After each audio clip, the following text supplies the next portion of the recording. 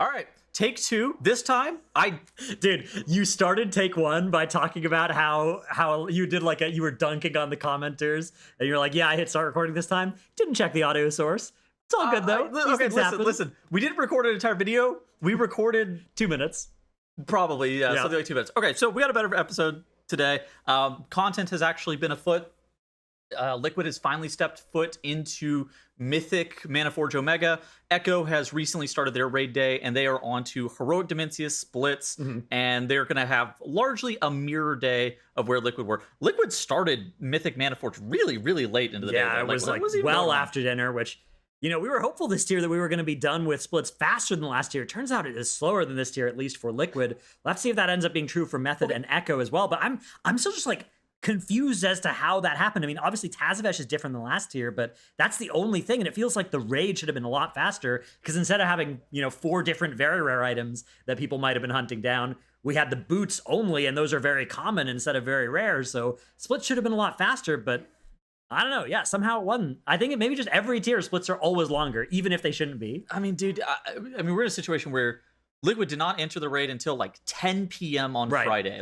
And last year was 7 p.m. Friday. We are talking, what, 80 hours after the raid opens or something? This is ridiculous. There was a lot of splits this time, but at least we're on the other side of them now. Echo and Method almost on the other side of them as well. Very few remaining chores in Mythic Plus. However, a wrench has been thrown into things today as class tuning was announced for the Race to World First. Now, I made fun of you for audio issues. I made a brief video on this when it came out, and I had the wrong audio source selected, so my mic was my webcam mic. Very scuffed sounding audio on that video. If you're wondering why, it's not normally that bad. But in that video, I speculated that it wouldn't impact the Race to World First much because none of these specs looked like they were going to be Race to World First specs. Turns out, Fire Mage has been a mage of choice for several of the mages so far. However, it is early bosses. The specs that get played on the early bosses aren't necessarily the specs we'll see on the later bosses. But still, are they playing Fire again on Forge Weaver? I think Hopeful was playing some Fire. Fired Up was playing some Arcane. Fire looks really good for the last phase, but it's not good for doing boss damage prior to that. Yeah, and Echo damage while the ads are underneath the Echo, or boss damage if you have the ads underneath the boss. Either of those cases, Arcane would be extremely good with, of course, that signature funnel that they have. Yeah, so that's kind of the situation that's happened with the class tuning just as a whole. Hello, Kalamazi, welcome. What's up? What are your overall impressions about what we've been seeing today? It's good. Yeah, you've assumed a nice wide stance here. No, that's average. Okay, that's just my arms. I see. Yeah. You think anything unexpected happened today?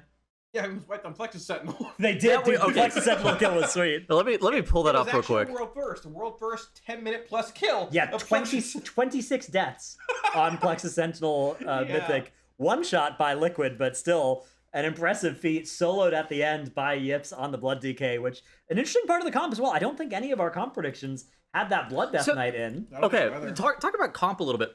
Where are the DPS Death Knights? So they weren't playing any on Plexus here. There were 2 that came in on so there was Forge Prague. I think there was 2 on Plexus, actually. I think Lip and Atlas were both in. I think they hadn't been on Plexus and they left on the next 2. Yeah. Okay, yeah. But yeah, the thing is, there's a lot of specs that are good on certain fights, it looks like, this time around. But yeah, you can see their Fire Mages definitely looking strong.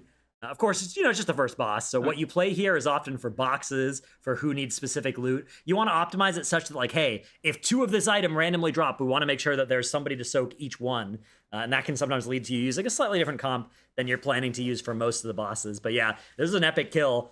As the Enrage was triggering. The Enrage on this boss, the boss just keeps throwing the walls at you faster than every 15 minutes, which is when you get or 15 seconds rather, which is when you can use your extra action button. Yeah, and I mean, then it's just Scott and Yips versus the walls. And very reminiscent of Liquid's Anduin kill, although this time it was Yips that got them over the finish line rather than Scott.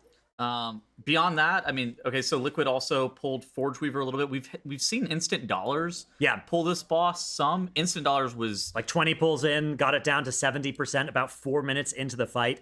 Looking like a very hard 4th boss. Maybe not as hard as Styx. I think it's hard to be It's hard to know yet. Yeah, well, it's hard to have a boss that is as hard as Styx, just Right. Because that boss was nuclear. That is like as hard as a fourth boss is allowed to be. Ever. It's twice as hard as a fourth boss is realistically allowed to be. Yeah, and so then Forge Weaver is, what are you kind of speculating? Just eyeballing I wouldn't be it? surprised. So Max in the Blacklight Spotlight at the end of the Liquid broadcast day talked about how they had something for doing more boss damage that they weren't showing on their pulls. So Okay. I wouldn't be surprised if this boss is not actually that hard. Like the fact that Liquid pulled it 5 times and only got it down into that 70% range, I don't think the boss is necessarily as hard as that would make you think. I mean, so here's the thing too: is they're progging the mechanics, not Right. the damage check yet. Yeah. The damage check is this thing that's going to kind of loom over you, and you're going to have to optimize into the damage check if it's real.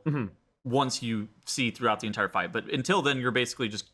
You can even prio into overkilling the ads if you think that the damage check is going to be fine. Exactly. Now, they have gotten some good gear this time around. We talked about how important Hardmode Tazavesh was going to be this time around.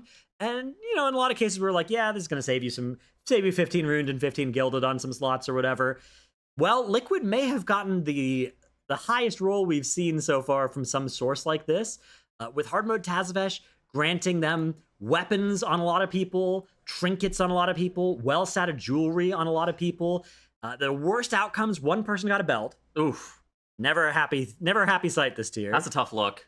But everybody else basically got something good. The second worst person got still crests out of it, which is not a bad place at all to be. Dude, what's the situation with going dark for hard mode Taz? I think that was mostly like, it's challenging content that's sort of unlike other content in the game.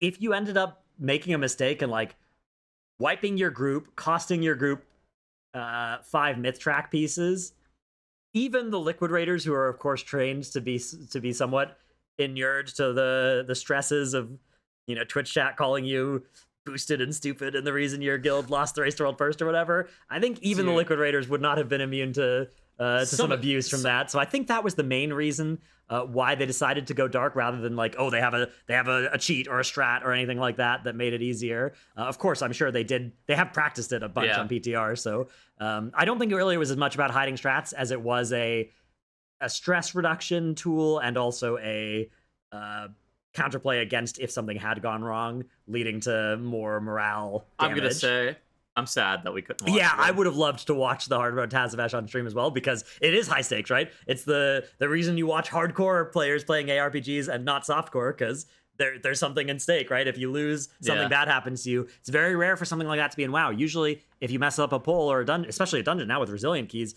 a dungeon attempt, you just go again, right? Yeah, pretty much. But that is not true for Hardmode Deathless Tazavesh. You gotta one-shot it. So Liquid were able to one-shot it with all 30 of their characters, right? All 6 of their Hardmode Tazavesh runs successfully deathless. Very good news for them. Going to be interesting. A variable for this race will be, can Echo and Method replicate? I think they are very likely to, but by no means guaranteed. There's a lot of potential bugs that can get you in Tazavesh. I mean, we're setting up to a position that's pretty similar to most Race to World Firsts, where Liquid starts earlier, Liquid gets into Mythic first, Right. Echo somehow catches up a little bit of time in terms of splits. I feel like Echo have been getting the splits done faster. You do have to remember that they started day one on a 5 a.m. And then, of course, they ended a little bit earlier. So there's a 13-hour discrepancy, right? Yeah, so there's a 13-hour discrepancy in when the reset is. Okay. Plus, like 2 extra hours of maintenance that NA gets, because EUs just come up actually before maintenance typically. Yeah. But because of that, NA are starting usually at around 10 a.m. and then ending midnight or something like that. EU start that first day usually at 5 a.m. and then they push until something like 10. So they do play for a longer first day, whereas Liquid have been very aggressively going to bed, much more so than I think you would expect a guild to do. But Liquid really value that extra sleep, which has meant that it's taken them a little bit more time to get to this point. I think they're pretty automatic on we're rating for 14 hours. Yeah, and we're not. That's our schedule. The thing is, like, I think that makes a lot of sense, but a lot of guilds make the decision of like, okay, 16 it hours. splits. We can afford to be sleepy for the last 2 hours of splits and still be effective. But yeah, Liquid really heavily indexing on it's a marathon, not a sprint. Yeah. We need to make sure that we are preserving our sleep. Dude, what's been going on with instant servers? Like, Demencius as well. The lag on Demencius has been egregious on some of the platforms. That has been ugly. It costs time. I think for Liquid's cost time. For my guild, I don't know about yours, but That Is that nasty. an NA thing? Like, is that also happening on Europe? I don't know. I haven't seen enough. I feel like it's like a certain. I thought it was a spec. Dimensius. I thought It's it like a was a certain Dimensius intermission spec thing. on Dimensius, because Liquid were experimenting with having certain people not pop CDs, and that seemed to make it better. But yeah, it's one of those things where you just have tinfoil about what is causing it. But either way, hopefully it's not a thing on Mythic. Okay, hold on. Speaking of Dimensius, Kalamazzi, get on in here. A couple days ago, Kalamazzi had an insane Dude, take. Kalamazzi's apping an LFG to a bunch of keys right now. You're taking him away from his from being declined in LFG. He's got a DM to respond to. Oh man, That's fine. Kalamazzi had the take that he thought that there was a chance that Dimensius mechanically was not going to be difficult on Mythic. I want you to stand on this and explain why. Because I never said that. You are. Because full you're of poo. gonna. Okay, then elaborate, please. Do tell the people what you did say then. I think it's gonna be easier than we think. Okay. Why? Because the fight's easy. I've killed it already. So, all right, hear me out. Listen, the mechanics don't change a whole lot. The cadence might change. There's positive, negative polarity. Some get stunned. Some players get knocked into them to break the stun. We've already seen the tank grip, seen the planets, we've seen the singularities. I can count to 5, hopefully they can too. 100 less polls. Galilix 2.0 on our hands here. all right, I you made heard it here it first. That's very likely wrong, but if it's not, I'll take credit. If not, it was Dratnos once again. You're a genius if you're right, though. Yeah, there we go. Woo! All right. Thank you, Kalamazzi. You've been I think- declined from a lot of your. Oh man, that's looking tough out there. Oh, that's a tough That's one. a lot of red in the group finder. Warlock, I don't know. Oh man, that's tough. That is tough. You hate to Oh see my it. god, you guys see all that red? I had no pants on. Take the camera over there. Sorry. All right. Our pantsless gaming session is going to continue, but without us recording. Without us gaming. Goodbye. Smooth.